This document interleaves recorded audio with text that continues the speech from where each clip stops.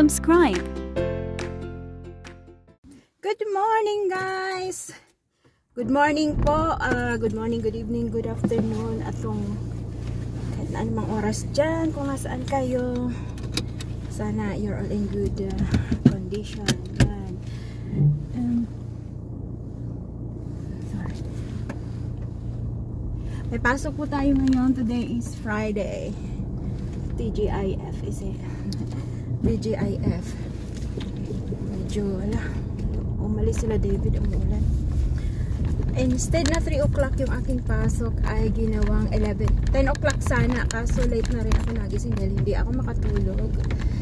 Kaya late na ako nagising. Nagising ako kanina maaga, kaso bumalik ako pagtulog kasi mahapdi pa yung aking mata, hindi pa eksakto yung aking tulog.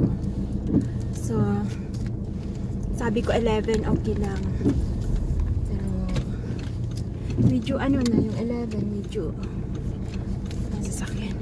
medyo apot na, pero inano ko na makapasok ako ng 11. Ayan, pumapasok ako habang kaya ko pa, at saka habang bigyan pa tayo ng oras.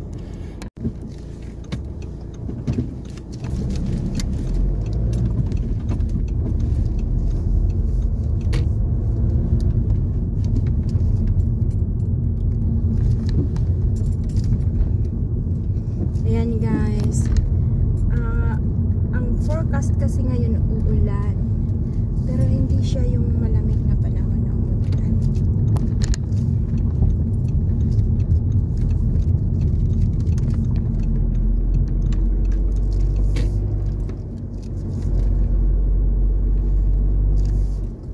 Sabi ni David, nagtanong siya sa akin kung anong oras ako matatapos. Sabi ko 8 o'clock.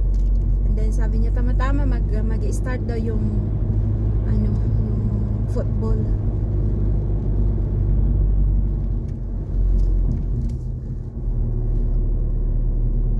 Ang dami nakapark dito ngayon ha. Wow! Haba. Haba ng parking.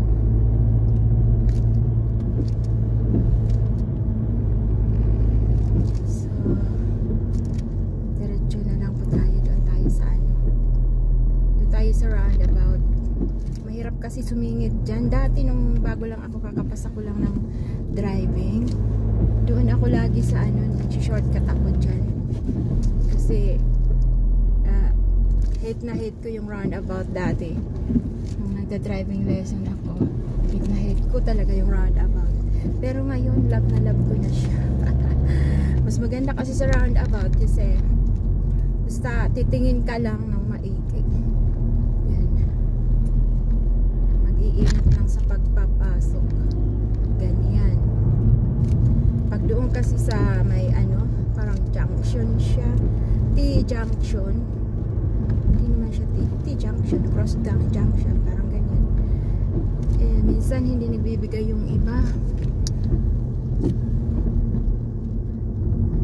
Minsan hindi nagbibigay kaya hindi tayo makapasok-pasok.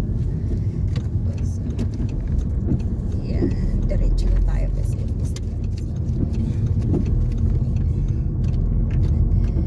ikot tayo dito.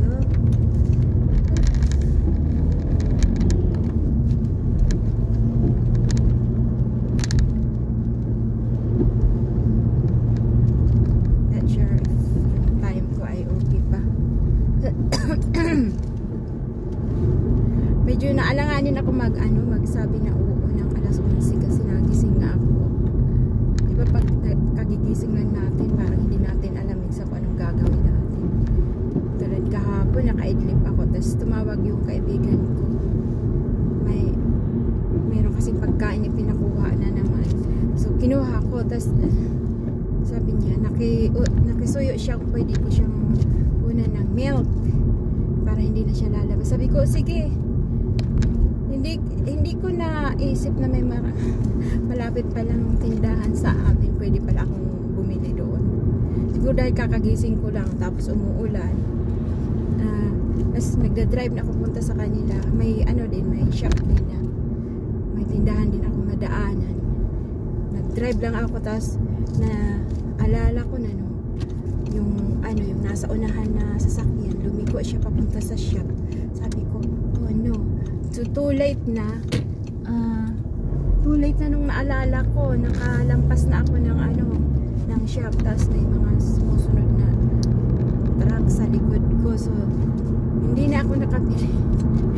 Ang bihira, minsan na ano talaga, isip natin minsan nabablock out ba.